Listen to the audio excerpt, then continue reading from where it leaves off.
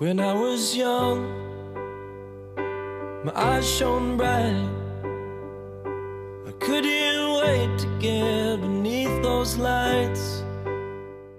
So Devin, great speaking with you. And it's so funny because about, I'd say a year ago, I was speaking with your dad, and he was talking about you and just talking about new music, things that were going to happen with you and everything else. But it did not connect with me that you were the person that he was talking about. And, of course, I'm going to get a chance to introduce you at Chevy Music Presents Indie Fridays. I think what a turnaround for me it is, and a real excitement to get a chance to hear you perform. And like I said, I get a chance to introduce you, my friend. First, I got to ask you right off the top, how does it feel being part of such a great summer event? Well, first of all, anytime you get to play at somewhere like Yonge and Dundas Square is fantastic and a great honor, especially as a Torontonian. And I'm very excited to be a part of the bill. It's going to be a really fun night. Kendall is a friend of mine. She'll be headlining the evening, so it'll be nice to see her play. And, it's always great to get up there in the summer, playing outdoors, Yonge and Dundas. It's iconic in our city, so it'll be great. Absolutely. And the weather is supposed to be, I've been checking the weather. It's supposed to be fantastic. So I think this is going to be all around just such a great, great event. But you, my friend, man, what is it like, growing up in music? Because basically that's what you've done. Yeah, well, it was interesting, it normalized itself weirdly when I was a kid because, it was what my dad did. And so, while I recognized going to work with him was an incredibly unique experience, when Blue Rodeo would play, we would sit on the bus and watch South Park because we would be unwatched by the parents at that point. And it came to mean something much more to me when I started doing it myself. And, we were sitting on the wings of a stage somewhere, and it felt very kind of familiar until they called our name, and it was our turn to go up on the stage. And that was kind of a big moment where reflecting on all that stuff that happened in my childhood kind of, it opened my eyes a lot to what it was. When did you actually start feeling like that this world of music was going to be part of your life? Well, I was always into music, more so listening, and I got really into jazz as a teenager, and I pursued the music education, that is. I went to university for jazz piano, and I studied theory, and et cetera, et cetera. So it was sometime in university, like 20, maybe 21, where I really kind of caught the bug for performing. And it started out with real strictly blues stuff, and then kind of turned into country and the blend of the two that I kind of present now. And so it was around then, and I knew once I started performing that it was something I wanted to do. What kind of stories do you like to tell through your music?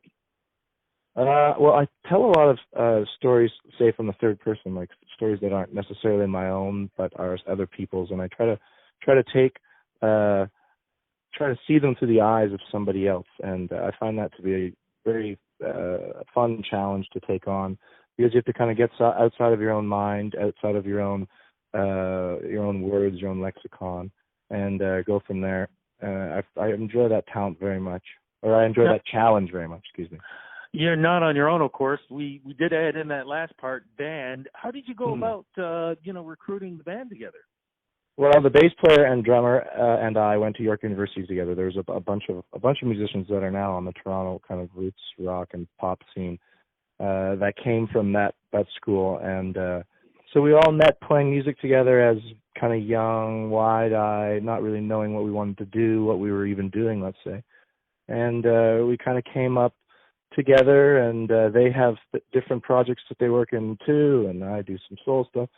And my guitar player, Mr. Michael Pipe, I met at a place called the Cameron House in Toronto, which is a wonderful bar and incubator for great young musicians. Absolutely. And that's where we hang out.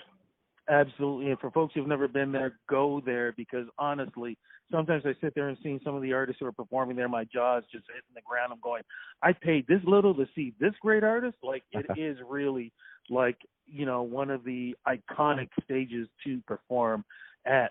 And speaking of using with the, iconic and icon, was it tough for you when you're trying to find your own career in knowing that you have that type of legacy that you have grown up with, and really trying to make sure that you establish yourself as who you are, this is you as an artist, and not so much the son of? Yeah, I mean that definitely comes with its challenges. I would say there are a lot more advantages to having that connection because there's a lot of doors that I get a chance to even knock at that a lot of artists don't. So I consider myself very lucky in that sense. In terms of my own music, I mean, I think that two things. One is that the music I'm doing is not super derivative from what Rodeo is doing and Jim, my dad, is doing himself. So there's that, and also I find that the audiences that I have found myself playing to, in Canada especially, are incredibly generous and kind about that, and they would be mortified to even make a suggestion that I was living in a shadow. And so the kindness of people has really helped me through that, I think. You know what? That's why we Canadians are so great. We know how to take care of each other. I couldn't agree more. That's the way you do it. I love it. But you did tour with your dad. Your band did. I think you guys were the opening act. Was it last year or year before? Last year I did something with the Devin Cuddy band with my brother and Barney Banton, and we did a family kind of style tour where we would come up and we would be features throughout the show. And about 5 years ago, my band opened for Blue Rodeo on one of their tours. So I've never shied away from doing it all together because that's one of the great thrills of being in a musical family, you know. I mean, I recognize obviously that I have to carve my own path, but I would be remiss to not balance it with making music with my brother and my father and our friends. Speaking of music, you have an EP right now. We put an EP out during that tour, so it was from last year. It's called Amy's Dream. It's a 5-song EP, and we've just been getting it out there. What is there a theme behind it, do you think? I think the theme is just generally a bit of a sonic change. You know, it leans a bit more towards rock and hopefully more mature songwriting. And, you know, it represents what I would say is going to be a bridge between what I used to do and what we are preparing for our next record. Now and I don't wanna be on the radio. No, I don't wanna be on the radio no more. No, and I don't wanna be on the radio.